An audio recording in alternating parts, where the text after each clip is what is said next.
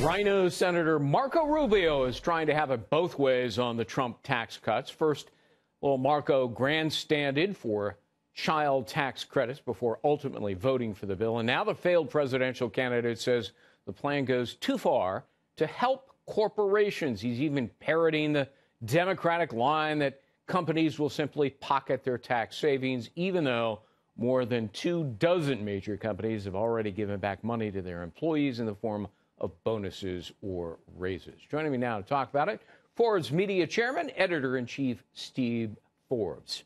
On a scale of 1 to 10, 10 being profoundly wrong, where is Rubio? 11. Seriously, he doesn't understand what makes an economy grow. You need investment. We've had low capital business investment in the last 10 years, which is why this economy until recently has been stagnant. So you want that investment to get a higher standard of living. And someone should also remind him that 80% of households will get a tax cut with this tax bill starting next February.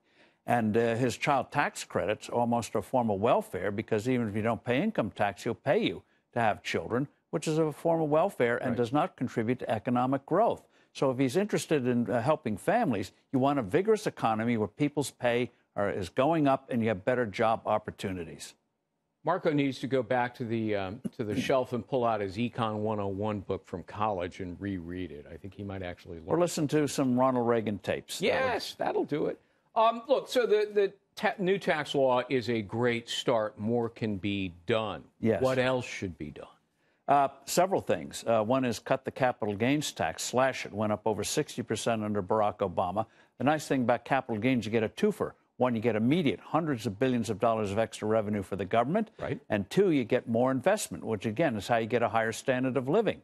And another thing, get rid of the alternative minimum tax, which is a burden on people who are trying to succeed. How about the death tax? See, this angers me so much because I regard it as triple taxation.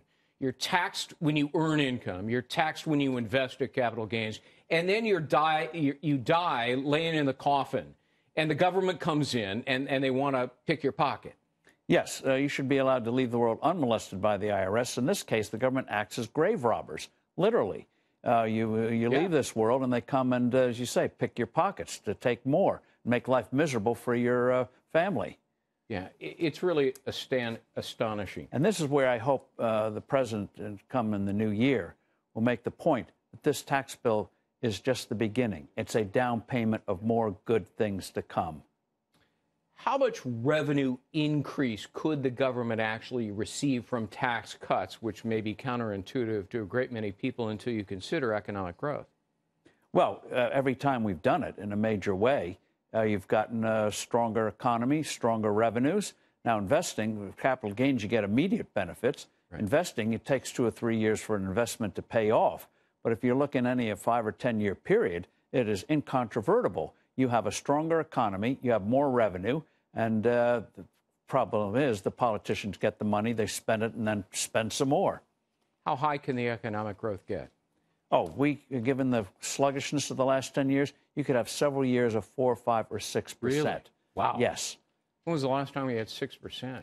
1980s under Ronald Reagan. Okay, that was in my lifetime. Barely.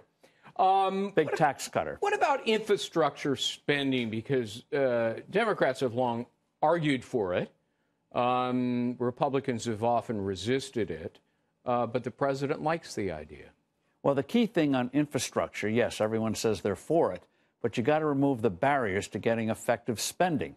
The New York Times, of all papers, today had a riveting story about the bloated costs of subway capital spending here in New York. Right. Well, we spend Paris. France has very strong unions, yet we spend 3 times as much to get something done in New York as Paris. And the Times examined all the excuses the subway authority makes for their bloated spending, and found that almost all of them are false.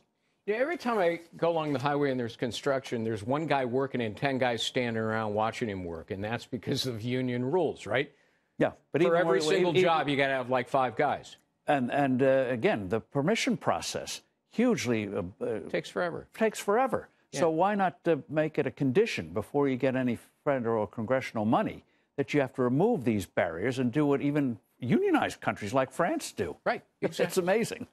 Steve Forbes, great talking to you as always. Good to be Happy here. New Year to you. Happy New Year to you. Thanks for dropping by. Hopefully it'll be a happy tax cut New Year. Okay, I'm looking for that 5% and 6% economic growth. Okay, I'm going to watch the GDP.